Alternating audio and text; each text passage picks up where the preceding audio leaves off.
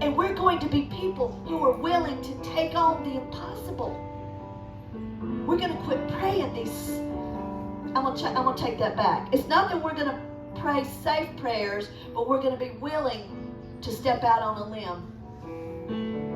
Because the reason you're not doing it and the reason I'm not doing it is we're thinking of us. Well, what if? What if it doesn't happen? I'm going to look stupid.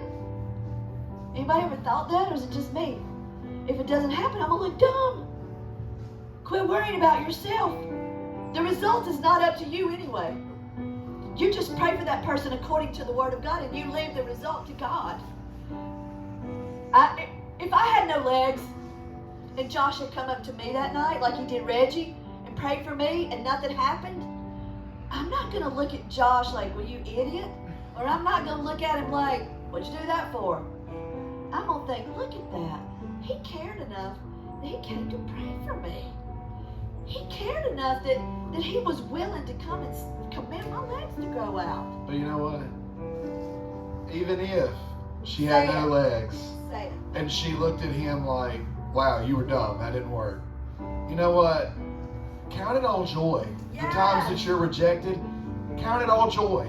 Because you're pleasing in your Father's eyes. Yes. And His eyes, and I know that's easier said than done. No, say it. But being pleasing in His sight Yes. is the only thing that really matters. Yes. That stranger in Food Line, you may never see them again.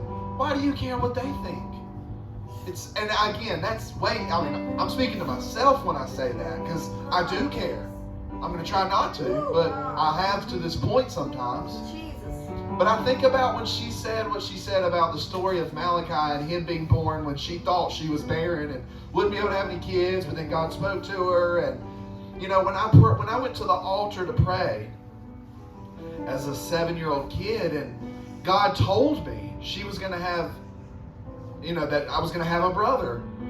When I was a kid, I believed it 1,000,000%, not 100, more than 100. I knew, because she asked me, because when I heard God say you're going to have I heard Him just say, okay, you're going to have a brother. And I looked at her and I just looked at her and I smiled, and I'd been crying. Like, it's kind of funny, but as a kid, it was like emotional for me. I cried because I wanted a brother so bad. But then I looked at her and I had stopped crying and I just smiled and I said, okay. And she was like, okay. I was like, yeah, God said I'm going to have a brother. And I'm sure her initial thought might have been, this is a 6-year-old kid. He's got a wild imagination. But the funny thing is, even after she got pregnant, she'd test me, because she would say, well, now Elijah, before they knew whether it was going to be a boy or a girl, she'd say, now Elijah, what if it's a girl? I said, well, then you're just going to have another one. But I think about in the Bible when those kids were there, the disciples were trying to shoo her away or whatever, but Jesus said, no, let them come, because this is how you have to come to me, like a child.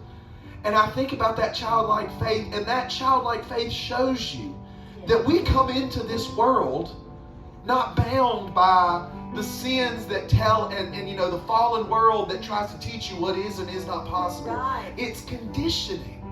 And as I was sitting right there, I felt God say, we all need to pray for a renewal of the mind. Yes. Because when we came into this world, we didn't have all of the world telling us what is scientifically and naturally possible. Right. We were able to have that childlike faith, and He wants us to get back to that place. Yes. Because as we've gotten older again, we've let the world tell us what can be, what is, what should be. And even if in our heads we want to say, I believe, we still have those little seeds of doubt from where we are conditioned by what we can see. But I feel that today, when we sing or whatever here in a minute, we all need to pray for a renewal of the mind. Say, God, take me back to that childlike state of faith where if you say it, or I am praying for something that I know, that there's no doubt, that there's no question in my mind, I'm going to stand firm to say, I know it's true. Because His Word says it's true. And you want to know why reading the Word is impossible? Why reading the Word is important to believe for the impossible? It's not that you're earning holy status to then work healing. That's not it. It's not works in that way of, well, let me read. If I read my Bible 10 hours a day, I'm holy enough that I can see this healing happen. No. It's like she said, it's casting out unbelief. Yes. If I'm getting to know my Creator on a closer level, I'm breathing in, I'm eating and sleeping in the Word of God, then I'm knowing my Creator closer, and I have more faith and belief that the things that it says in that book are true. Yes. I'm not going to give some stranger a checkbook or my pocketbook with $10,000 in it and say, just chill right here, I'll be right back. But I would do that with my mom or my brother or my sister. Why? Because I know them. Yeah. Because I believe that they're going to do the right thing. Right. It's the same thing with God. As we entwine ourselves up with Him and trust in Him, Yes. I know that we are going to see these things. Jesus, yes.